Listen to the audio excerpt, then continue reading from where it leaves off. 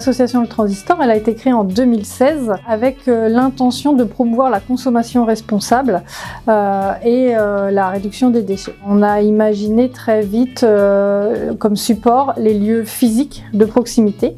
C'est pour ça qu'on a installé 2 boîtes à troc, donc ce sont des zones de gratuité en accès libre. Et on a créé en octobre 2021 la ressourcerie du Transistor, qui est un lieu sur lequel on retrouve au même endroit, sur 1000 m², un endroit où les habitants qui veulent donner une seconde vie à leurs objets qu'ils n'utilisent plus peuvent les confier à la ressourcerie et ainsi leur permettre une autre utilisation. Le deuxième atout de cette ressourcerie, c'est un support d'activité pour la création d'emplois, notamment des emplois solidaires, puisque priorité est donnée à des profils qui sont difficilement employables sur le marché et aussi à des jeunes. Et le troisième atout d'une ressourcerie, c'est de pouvoir permettre à des habitants qui ont envie de réduire leur impact écologique, d'acheter d'occasion, d'acheter des biens d'équipement d'occasion et ainsi limiter l'extraction des matières premières, le transport, l'énergie, les emballages. Et au-delà de ces lieux physiques, qui sont pour nous des très bons leviers, on a aussi toute une programmation d'événements, d'animations, de sensibilisation qui permettent de donner un peu de cohérence et de fond aux différents lieux. L'économie sociale et solidaire, en fait, c'est un peu dans nos valeurs, dans notre ADN, on n'imagine pas faire autrement. Ça se traduit en interne par une gouvernance partagée, par exemple, et ça se traduit en externe ou à l'extérieur, on va dire, par des choix. Par exemple, un choix de fournisseur. Notre fournisseur d'électricité, c'est la coopérative Enercop. Notre fournisseur pour l'impression de nos flyers, c'est une Scope, parenthèse, qui est à 10 minutes d'ici. On peut décliner des exemples comme ça. On accepte ici la monnaie locale, Moneco, en moyen de paiement à la boutique. On essaie toujours d'appliquer en visibilité extérieure nos propres valeurs qu'on a à l'intérieur de l'association.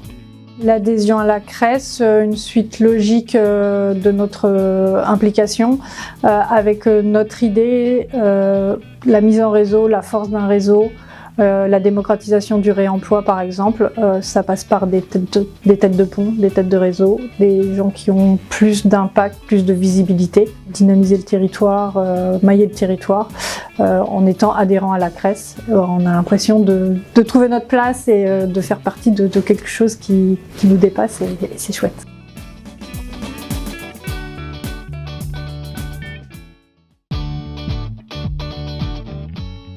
Unicité, c'est l'association pionnière et experte du service civique en France, c'est-à-dire l'association qui accueille des jeunes en service civique en collectif, en équipe, pour réaliser des missions d'intérêt général au service d'eux-mêmes et au service des autres. À Unicité, on veut absolument rassembler des jeunes qui, a priori, n'avaient aucune chance de se rencontrer dans la vie de par l'endroit où ils sont nés, et donc les aider, les amener, les accompagner pour réaliser une mission de service civique sur des missions d'intérêt général dans des enjeux de société, l'environnement, la lutte contre l'isolement des personnes âgées, la lutte contre les discriminations, etc. Le lien avec l'ESS. Alors déjà, c'est le partage des valeurs qui nous anime à Unicité, et puis je pense qu'on a à faire savoir que les jeunesses aujourd'hui sont engagées, donc l'engagement des jeunes aujourd'hui, c'est quelque chose sur lequel on travaille beaucoup à Unicité, et qui croise, il me semble, les valeurs de l'économie sociale et solidaire sur le territoire. Pourquoi l'adhésion à la CRES? La vraie question, c'est pourquoi on n'avait pas déjà adhéré précédemment, au regard de tous les partenariats qu'on noue sur le territoire des Pays de la Loire, avec les 9 antennes d'Unicité dans les villes de toute la région. On est multipartenarial, nombre de nos 500-700 volontaires en service civique interviennent dans des associations et chez des partenaires de l'économie sociale et solidaire. C'était évident qu'on aurait dû le faire plus tôt, il n'est jamais trop tard.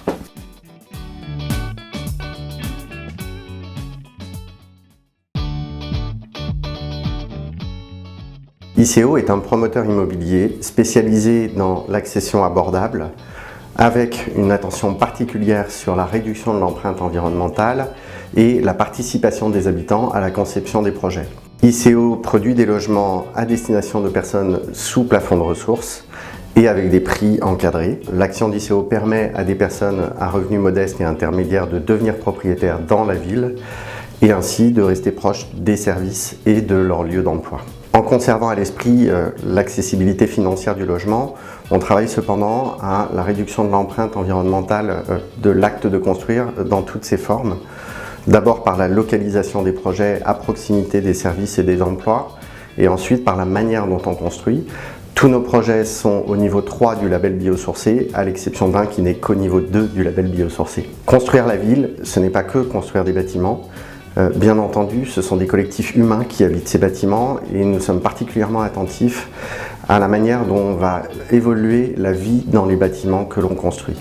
C'est pourquoi on associe systématiquement à un des degrés divers en fonction de leurs souhaits les habitants à la conception des projets pour qu'ils apprennent à se connaître, pour qu'ils apprennent à prendre des décisions collectives, à gérer du conflit et qu'ils puissent en même temps exploiter complètement leur environnement, mais dans le respect des conditions de vie de tous à l'intérieur du bâti.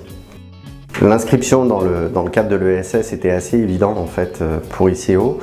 La majorité de nos produits sont destinés à des personnes, à des foyers sous plafond de ressources. 93% des accédants à la propriété d'ICO sont sous les plafonds de revenus du prêt locatif social. Ensuite, la démarche environnementale extrêmement engagée et les prises de position pour le vivre ensemble correspondent complètement aux valeurs de l'ESS. Enfin, la question de l'action et de l'objet social d'ICO n'est pas la maximisation de la marge du tout, mais au contraire de s'inscrire dans la conception avec l'ensemble des parties prenantes d'une ville inclusive, durable et partagée. L'adhésion à la CRES, c'est la suite logique de l'adhésion au mouvement de l'économie sociale et solidaire. On est tout le temps plus fort quand on coopère les uns avec les autres, qu'on s'enrichit les uns des autres. C'est ce qu'on fait dans notre programme immobilier avec les habitants. Mais bien sûr, on conserve les mêmes dispositions et orientations quand on réfléchit globalement.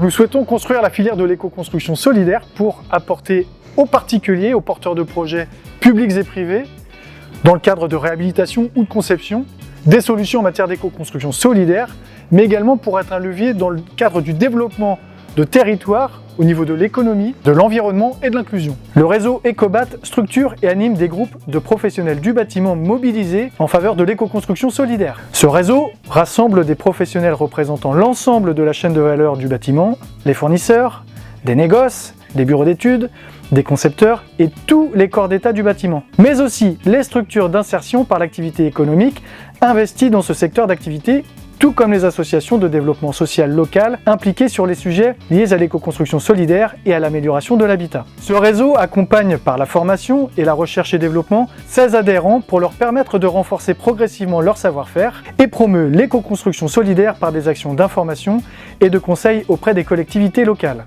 Fin 2022, Ecobat était composé de 364 adhérents répartis dans 20 groupes et également au sein de territoires tels que la Bretagne, les Pays de la Loire, le Centre-Val de Loire, la Seine-Saint-Denis et l'île de la Réunion. 458 stagiaires ont été formés l'an passé. Nous avons eu des coopérations avec des CFA et des lycées professionnels pour la montée en compétences des jeunes autour de l'éco-construction solidaire. Ecobat est lié avec l'économie sociale et solidaire parce que c'est avant tout une association loi 1901. L'association Ecobat a été créée en 2010. Ecobat est issue du pôle territorial de coopération économique du Pays d'Ancenis qui a été créé en 2014. Nous nous appuyons fortement sur les réseaux locaux de l'ESS qui sont des relais essentiels de notre démarche, par exemple les Écosolis à Nantes. Ecobat intègre une dimension d'utilité sociale en encourageant les rapprochements entre le monde de l'entreprise, de la formation et celui de l'insertion par l'activité économique pour faciliter les parcours d'insertion professionnelle. Nous menons aussi des actions concrètes en faveur de la lutte contre la précarité énergétique et le logement indigne, aux côtés d'associations mobilisées sur ces sujets. Nous avons souhaité adhérer à la CRES d'abord pour participer à l'économie sociale et solidaire sur le territoire. Adhérer à la CRES, c'est participer à donner à l'ESS une tête de réseau représentative et légitime, renforçant ainsi sa capacité à dialoguer avec les acteurs institutionnels et économiques régionaux et assurer la prise en compte de la voix et des enjeux de notre secteur. C'est inscrire notre réseau dans une dynamique collective qui favorise un développement équilibré et pérenne de nos territoires. C'est enfin nous enrichir des rencontres avec d'autres acteurs de l'ESS pour mener avec eux réflexion, innovation et mobilisation en faveur de l'ESS.